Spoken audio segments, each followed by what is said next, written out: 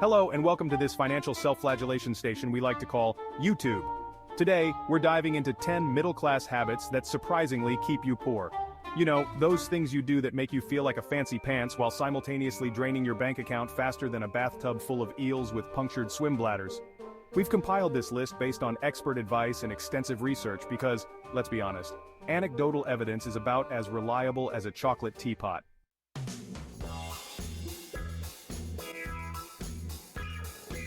Brand names, those shiny beacons of perceived quality and social status. But, let's be honest, are you really tasting the difference between that artisanal hand-ground coffee and the generic supermarket blend? Or are you tasting the $20 price difference? Choosing branded products over generic ones can be a silent budget killer. It's like paying extra for the privilege of being advertised to, which is essentially paying someone to yell at you about how good something is. Trust me, your wallet will thank you for choosing the generic option. It might not make you feel as fancy, but hey, you can always use the savings to buy a monocle.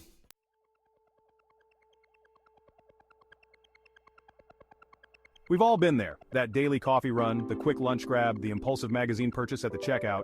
It's only a few dollars, right? Wrong. These small, seemingly insignificant purchases add up faster than a hamster on a wheel collecting debt. It's like financial death by 1,000 paper cuts or, lattes. These daily indulgences create a slow leak in your budget, diverting funds that could be used for more important things like, say, not living paycheck to paycheck or finally investing in that solid gold house you've always dreamed of. So next time you're tempted by that overpriced latte, remember, you're not just buying a drink, you're buying a ticket on the struggle bus.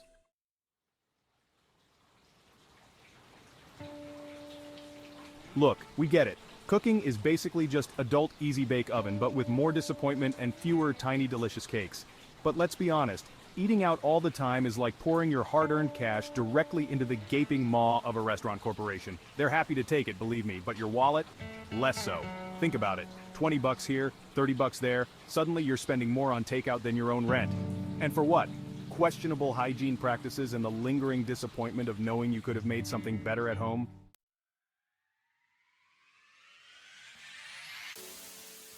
The open road, the wind in your hair, the crushing weight of car payments, insurance premiums, and gas prices that fluctuate more wildly than a politician's promises during an election year. Let's face it, relying solely on your car is like having a pet elephant. Impressive, sure, but financially crippling. Every trip becomes a financial transaction. Need groceries? That'll be 10 bucks in gas, please. Doctor's appointment? Better factor in parking. And don't even get me started on the existential dread of finding a parking spot in any major city.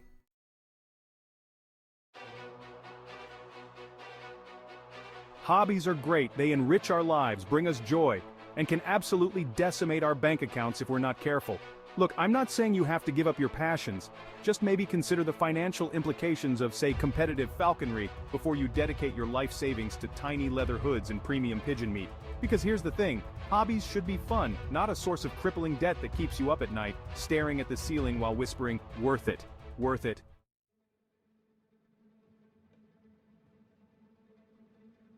Alright, let's talk about investing, or as I like to call it, throwing money at a wall and hoping something sticks.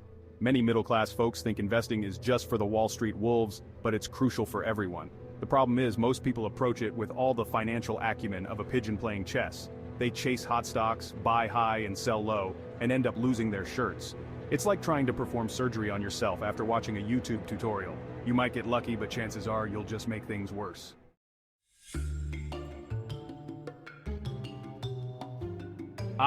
The credit card, that shiny piece of plastic that whispers sweet nothings of buy now, pay later.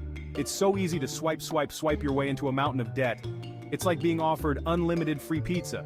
Sure, it sounds great at first, but you'll inevitably end up feeling bloated, regretful, and possibly needing to call a financial ambulance.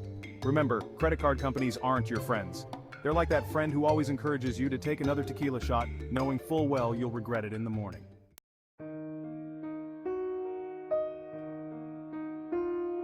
Budgeting. It's about as fun as a root canal, but infinitely more important for your financial health. Yet so many people avoid it like the plague. They'd rather walk barefoot over hot coals than track their spending and create a plan. It's like refusing to look at a map before embarking on a road trip. You might eventually stumble upon your destination, but you'll waste a lot of time, money, and sanity along the way. So, do yourself a favor and create a budget. Your future self will thank you for it.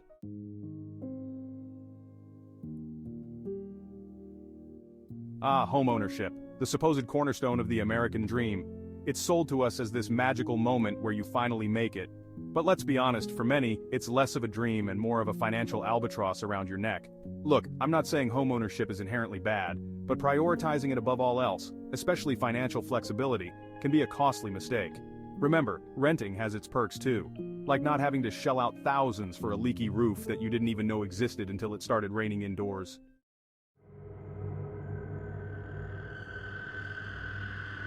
Let's talk about emergency funds, or as I like to call them, the financial fire extinguisher you desperately need but probably don't have.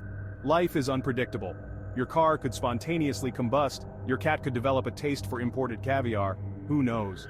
The point is, unexpected expenses happen, and without an emergency fund you're left scrambling, potentially resorting to high-interest credit cards or loans. It's like walking a financial tightrope over a pit of despair, except the tightrope is made of dental floss and the pit of despair is filled with overdue bills.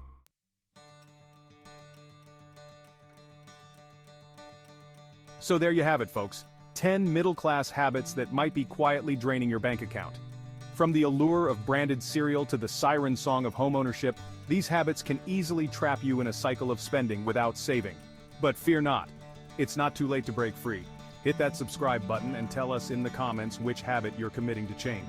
Remember, every penny saved is a penny earned. Or at least a penny not wasted on a $7 latte with a name longer than a Tolstoy novel.